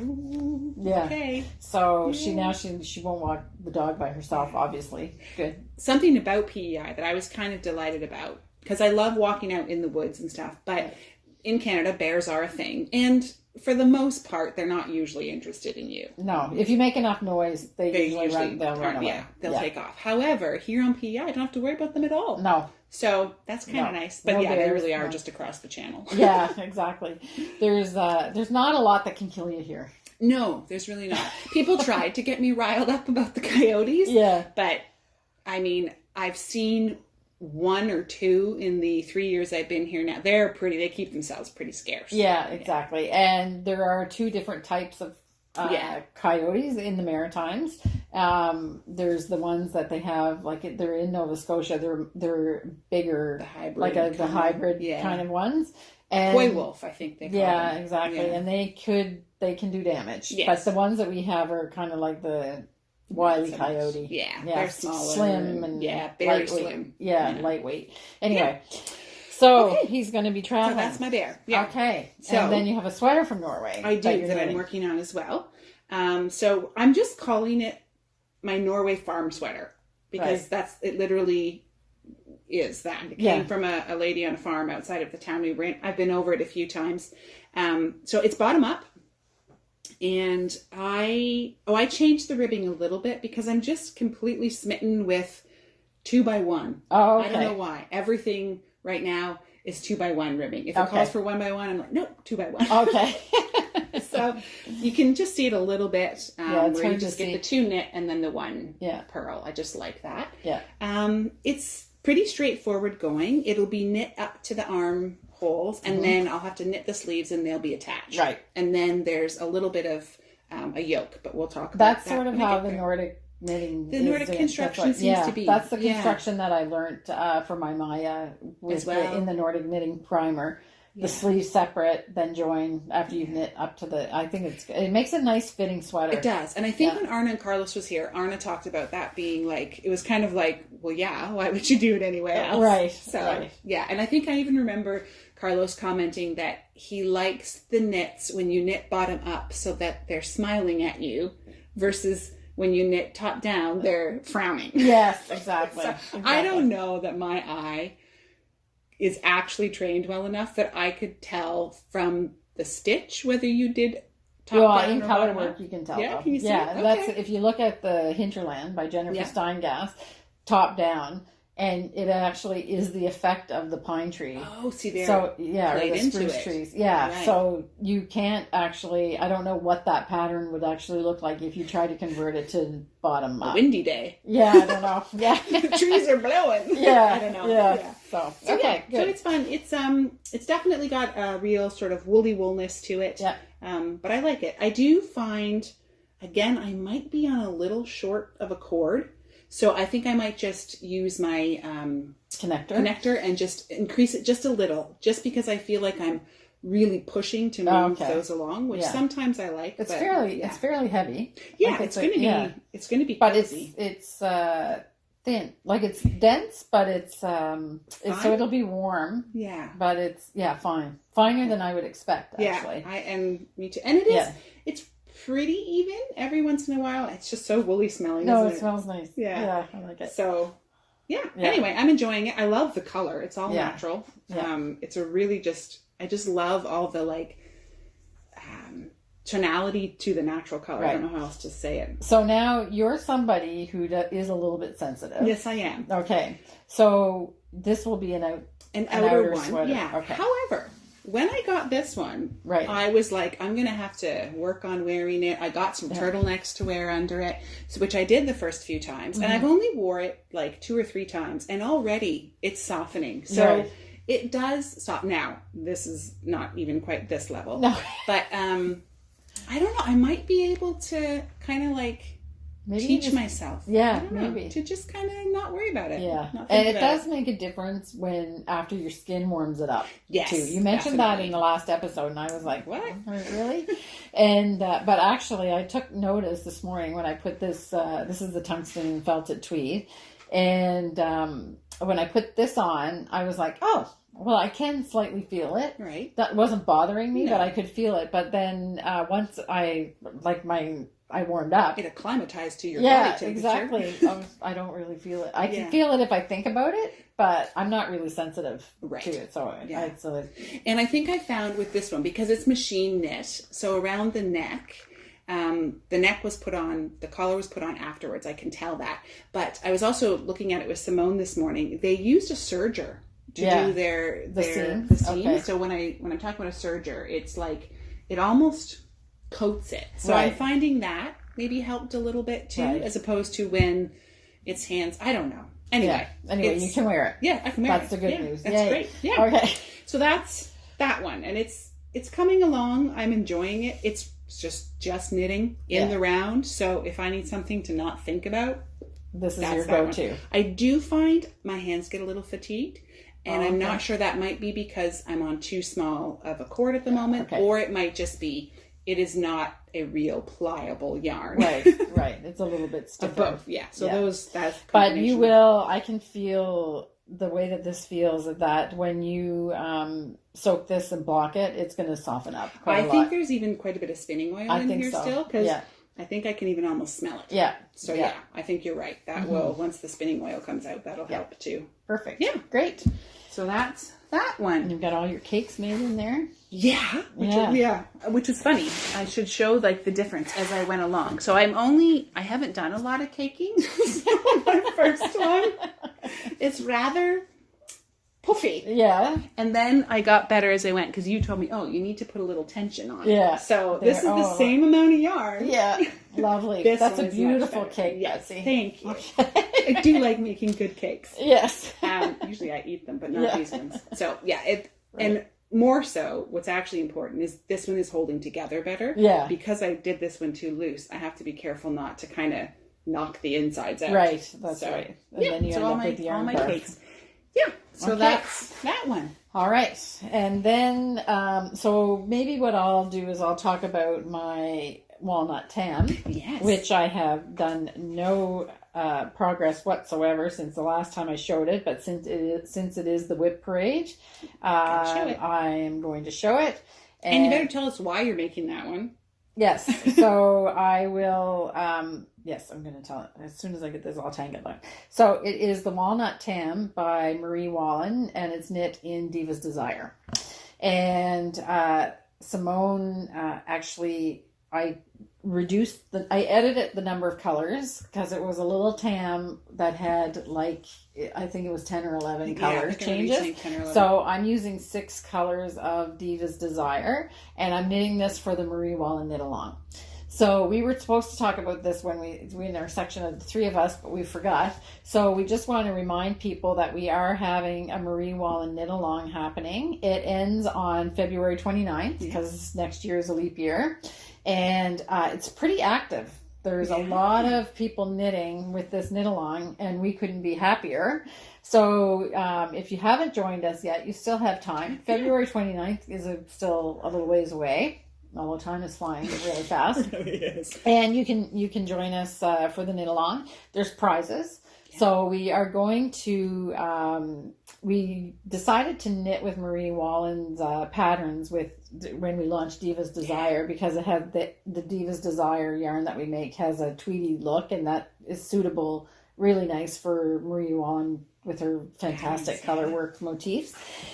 So we launched that knit along, and now see, I talked about it so much I don't even remember what I was going to say. The prizes. So the prizes are, there's 18 colors in Diva's Desire, and we're going to make 2 packages of colors, and the first winner will get to choose between the 2 boxes of Diva's Desire.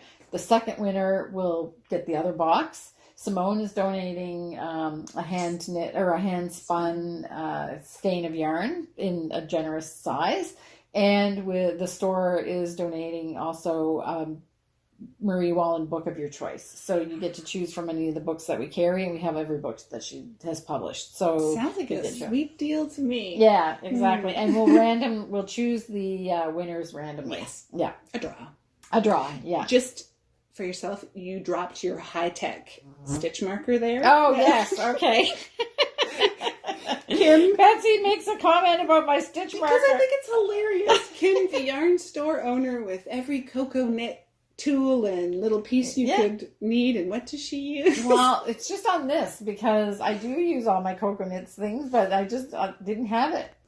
They're all used up. They're probably, I should have. They were upstairs when they should have been down. Yeah, exactly. Or I could have actually taken the cushions off the sofa. There might have been one or 2 there. But anyway, I just did this little, this is actually from my midwinter cowl, or midwinter blanket square, and I just put that on. It's like we have a lot of colors in this. Just you have to knit 1 stitch past. I know. And then it won't go anywhere. That's what I always do. I know, I do that too, but for some reason this one is just not happening. Not happening. I don't know. Okay. Anyway, so that's kind of great. Yeah. The colors look like, I don't know, I had a word for it before, but today, like Candy Christmas is what I'm thinking. Candy Christmas? Okay. I don't know. Yeah. Well, we made Christmas yarns. I talk about it in the shop update. Yes. So people can, whatever they want for Christmas, they can get. So, all right. So that's that. Okay. So I'll show mine for the Marie Wallin. Okay. So I am making 50,532. Not quite. No. 78 flowers. Yeah. It doesn't want to dangle. With the finest yarn I have ever crocheted with, which is Rowan Fine Lace. It is gorgeous. It is beautiful. I have never felt like I have such thick, chubby fingers in all my life. So I have to kind of like take a deep breath when I go to work with it. Not because I'm like stressed by it, but just it needs to be handled lightly and gently. Right. And handling yarn lightly and gently is not my forte. I tend to have high tension. So I'm enjoying it. What I do is I have this cute little pot that it sits in, and I just have it on I'm calling it my fireplace mantle. I don't know what it's called. The piece that has like the bricks in front of your fireplace. Hearth. The hearth. Hearth. Yeah. Okay. Yeah. So it sits on there, which is right beside my chair. So just whenever I'm done knitting, but I'm not done making, because that happens to me quite frequently, then I can pick up this and work on it. So I have 7 of the 78 that I need to do. Yeah. So I don't think I'm going to finish on time. This will be an ongoing thing. So every once in a while it'll pop back in. Yeah, so it's the lovely shawl by Marie Wallin. Yeah. And it is gorgeous. It really is. And the feel of this, the fine lace is really, it's a Surrey alpaca in there. Yeah. Clearly we can tell that I have a thing for alpaca. Yeah, it seems so. Yeah. Yeah. Which I know I do. Yeah. So that's going on. Oh, I should show you. I'll show you one finished one here. Oh. Just so you know, because it has finished flower. A finished flower. Yeah. Because it actually has 4 layers. 4 layers to it. Yeah. Wow. So it does take quite a while to put one of these together. Maybe we can maybe try a little bit closer. It's 4 rounds and 8 petals, and each petal has like 10 stitches on it, but they're not just singles, they're doubles and triples. Okay. So if you know anything about crochet, it's not super straightforward. Very lovely. It's a time consuming. It is lovely. It really is though. Yeah. Yes, she aptly named. Yes, and I can't wait to block them all out. And what's going to be nice about it is you can just feel that it's going to be just the right amount of warmth. I think so. I'm picturing it over like a nice black dress that you might wear to a wedding or to an evening dinner, that kind of thing. Lovely. So that's my plan with it that might have, I mean, I don't ever wear total off the shoulder. That's just not me. Right. But just maybe if it's a strapped dress, you just need a little something. Yeah, it's more. Beautiful. Yeah. Well, and I love the color. Me too. Ruby is the color. Me too. Great. So that's my Marie Wallin So project. do you want to... I do have one more that's going on. And I'll do my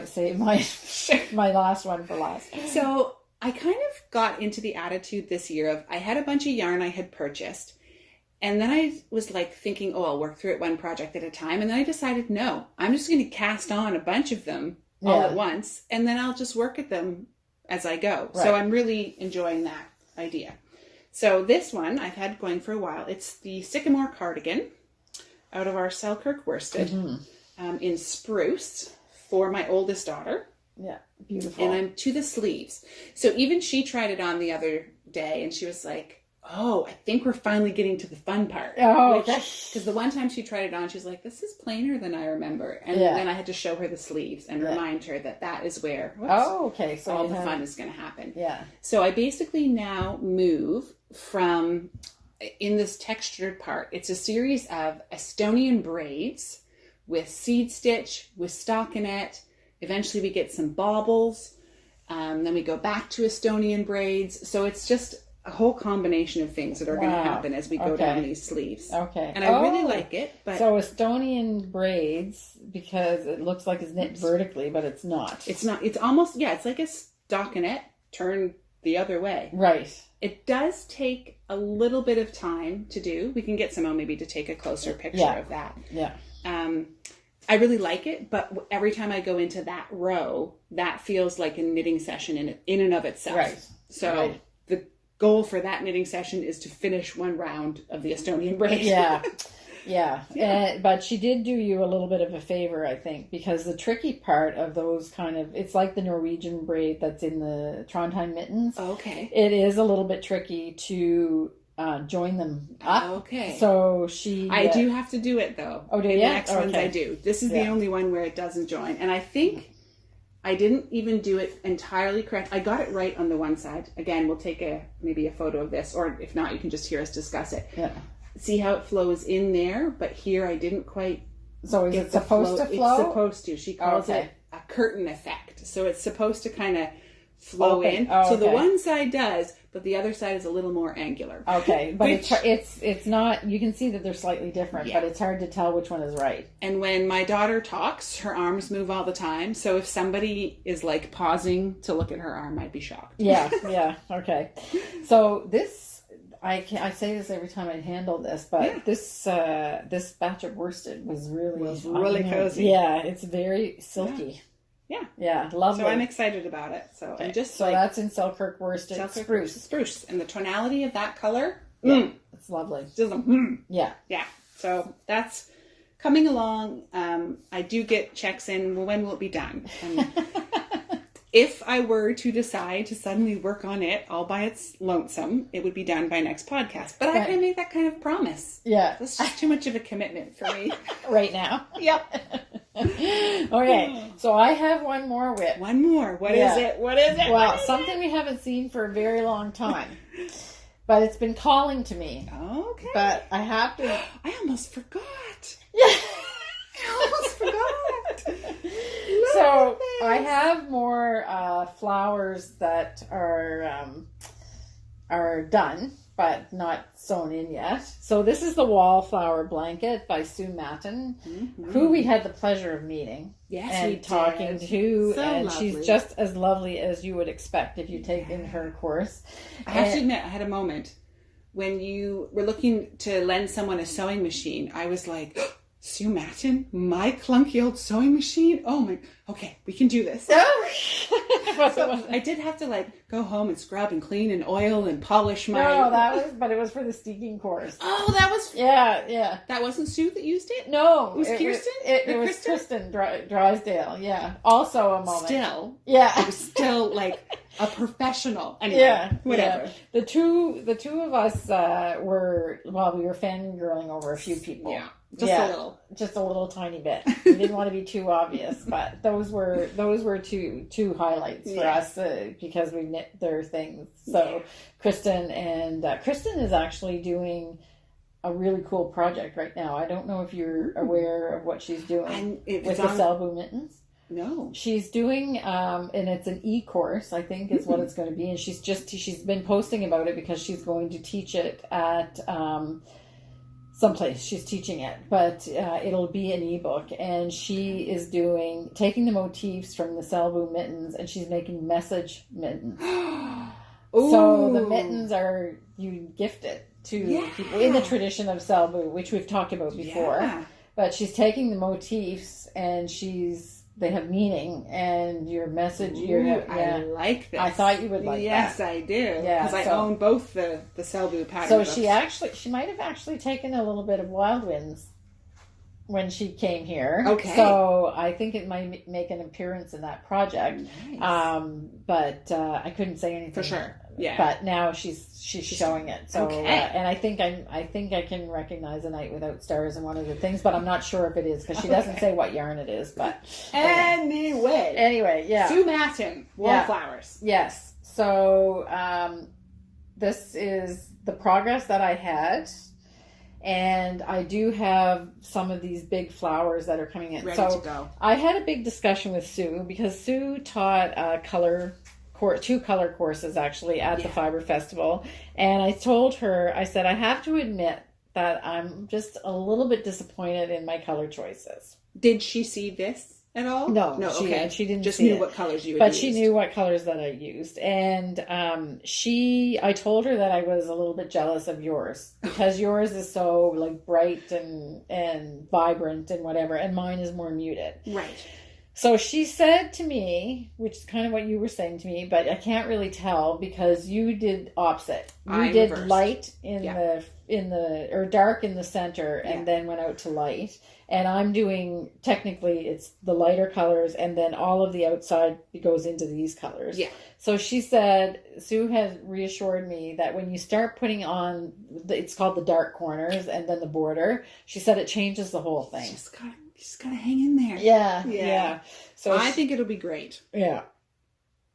I love this yellow in here. The green. Anyway, we'll see. Is it peachy? Yeah. That's a fun one. So that's kind of the one that I'm the most worried about. Is the peach. But anyway, we'll see. We'll see what happens. Oh, it is.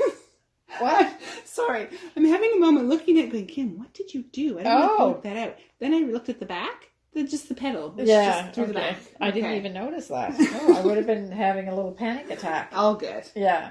Great.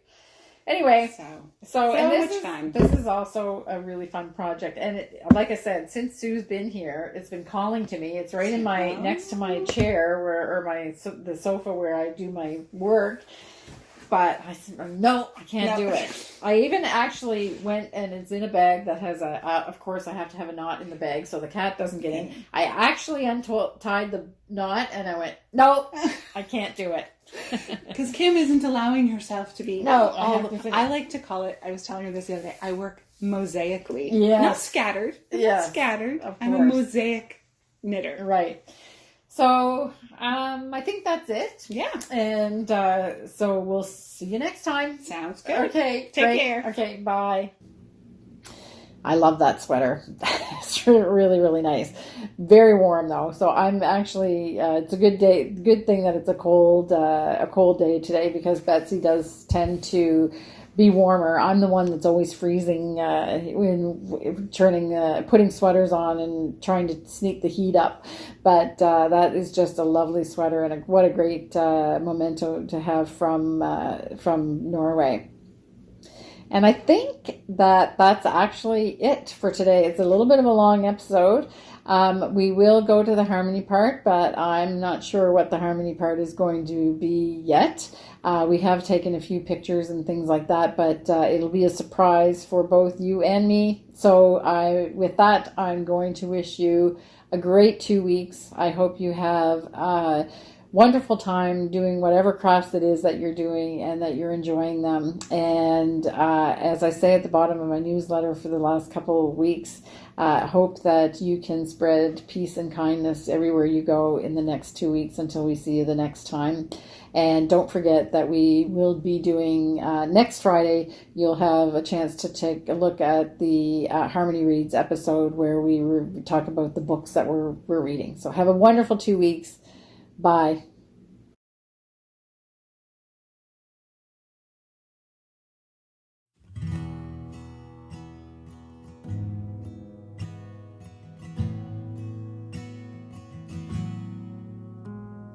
Tender and kind, built over time. This is my love for you. Steady and pure, patient and sure. This is my love for you. So shout from the city gates, hear heaven bless this day. Let all the elders say that this love was worth the wait. Let go and hear the sound, pull all the barriers down. I'll cherish the one I found. Yeah, this is my love for you.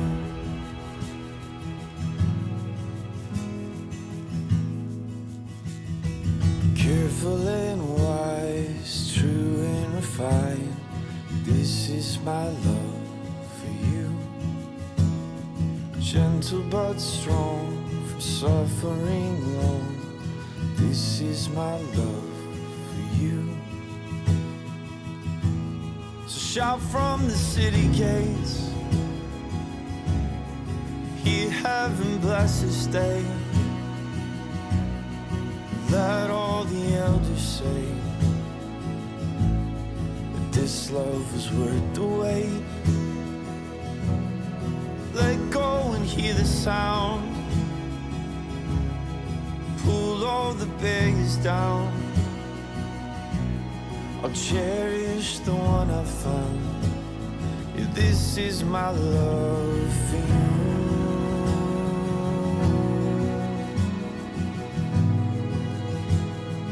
This is my love for you.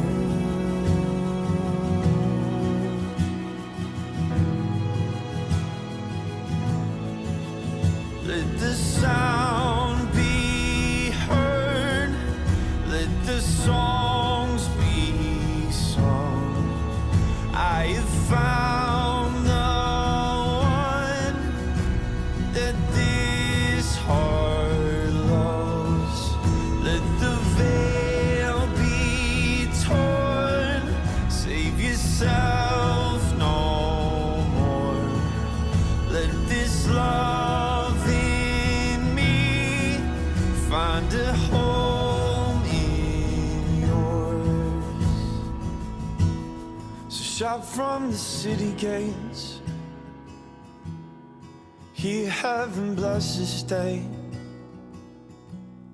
And let all the elders say that this love was worth the wait.